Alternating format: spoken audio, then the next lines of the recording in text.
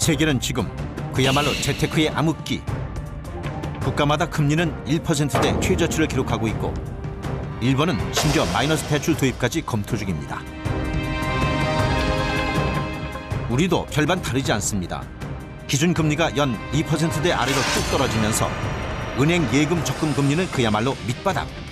서민을 위한 재정저축마저도 은행마다 1% 이상 내리는 상황입니다. 부동산 시장 또한 꽁꽁 얼어붙었습니다. 올해 초 주택가격 상승률은 0.04%. 주택 거래량도 1년 새 30%나 크게 줄었습니다.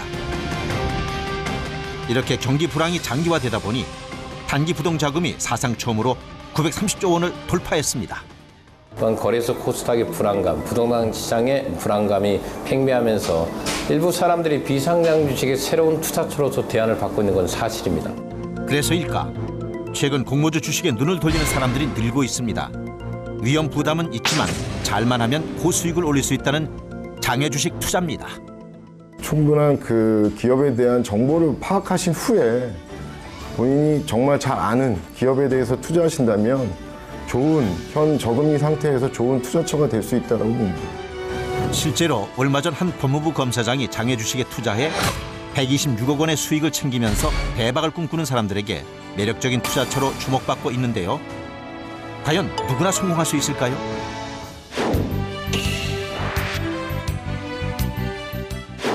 장외 주식은 상장이 돼야만 생명을 부여받게 되는 비상장 주식을 말합니다. 상장 전 주식을 매입해 상장 후에 매각하면서 이득을 얻는데 상장만 된다면 적어도 2배 이상 시세 차익을 올립니다. 그러다 보니 공모주 청약 경쟁률이 수백 대 1에 달하기도 합니다. 상당히 높은 메리트가 있는 시장이다. 그 이유는 비상장 주식은 현재의 시장이 아니라 미래 가치를 반영하고 있기 때문에 2, 3년 후에 상장된다. 그러니까 그만큼 현재의 시장보다는 미래의 시장을 더 높게 보기 때문에 비상장 주식이 새로운 투자처로서 각광을 받고 있는 것이 사실입니다. 장외 투자는 기본적으로 장내 투자보다 위험도가 높습니다. 기업 정보를 알기 어렵고 거래량도 많지 않기 때문이죠. 공시 제도가 없다 보니까 일반인들이 특히 비상장 주식을 선택할 때 스토리텔링, 이야기에 속을 수가 있습니다. 기업의 실적과 상관없이 앞으로 장밋빛 무한된 성장성으로만 이해하는 기업들, 이런 기업들을 피할 필요가 있겠죠. 얼마 전 20년을 다니던 직장을 뒤로하고 명예퇴직을 한 김소박 씨. 돈으로 뭘 하긴 해야 되는데 뭘 하면 좋지? 퇴직금으로 재테크할 요량으로 이곳저곳 기웃거려 보는데 금리는 바닥, 마음에 쏙 드는 투자처 찾기는 하늘의 별 따기. 그런데 바로 그때 그의 눈을 번쩍 뜨이게 하는 것이 있었습니다. 10배, 20배? 야, 이거 잘만 투자하면 대박이라는 거 아니야?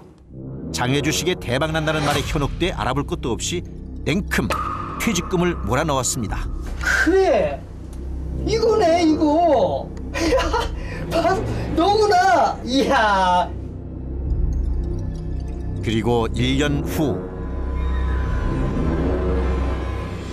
지금 가신 전화는 없는 번호입니다. 다시 확인하신 후 걸어주시기 바랍니다. 이거 뭐야? 이거 어떻게 된 거야? 이거 망했네.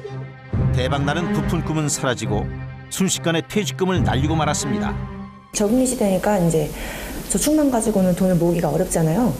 그래서 이제 투자를 해야 되겠다. 이렇게 적지 않게 손해를 봤죠.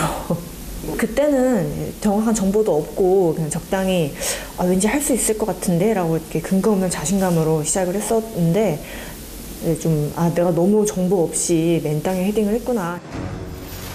장외 주식은 경쟁 매매로 가격이 결정되는 상장 주식과는 달리 개인과 개인, 상대 매매로 가격이 매겨집니다. 상장 주식이 정찰제 백화점이라면 장외 주식은 값을 흥정하는 재래시장과 같죠. 정보의 비대칭이 형성되어 있는 시장입니다. 그래서 실질적으로 그 기업의 실적이라든가 여러 가지 그 기업 정보를 알 수 있는 게 일반 투자자로서는 상당히 어려운 부분입니다. 일반 투자자가 직접 그런 정보의 비대칭을 좀 벗어나기 위해서는 안정적인 금융회사에서 된 상품을 투자하시는 게 바람직한 투자 방법이라고 생각됩니다. 비상장 회사들에 대한 정확한 통계나 자료는 거의 없다고 봐도 무방합니다. 따라서 문제가 생겼을 때는 구제 수단이 없어 휴지 조각이 될 수 있습니다. 폐쇄형 소셜 네트워크 서비스에 투자자를 유치한다는 한 모집 공고. 최신 정보 기술과 해외 선진 투자 기법을 내세워 그럴싸한 사업인 것처럼 포장해 7천억 원을 끌어모았습니다. 또 엔터테인먼트 사업이나 부동산 개발에 투자한다는 명목으로 돈을 모은 경우도 있습니다. 전형적인 스토리텔링 투자 사기극인데요. 이런 사기 사건들은 공통적으로 확실한 수익 보장을 주장하며 고수익 미끼를 던집니다. 비상장 그 인터넷 사이트를 통해서 거래하실 때 주로 이제 게시판에 있는 글을 보고 전화를 하시고 이제 주문을 하게 되시는데, 게시물을 올려놓는 게 주로 이제 브로커들이 이제 올려놓습니다. 부티크라고도 하는 브로커들인데요. 이 사람들은 실제 가격보다 높게 팔고 싸게 사면서 중간에 차익을 취하는 경우가 많습니다.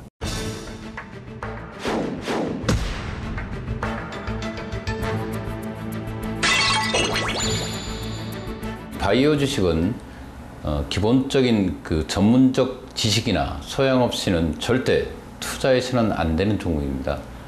일반인들에게는 스토리텔링으로 먼저 앞서가는, 즉 이야기로서 투자자를 이끄는 경향이 있습니다. 그러나 그 회사의 정확한 성장성, 또 연구의 결과, 연구가 미치는 영향 등 이런 전문적 영역 분야이기 때문에 반드시 전문가의 조언을 받고 투자에 임해야 되겠습니다.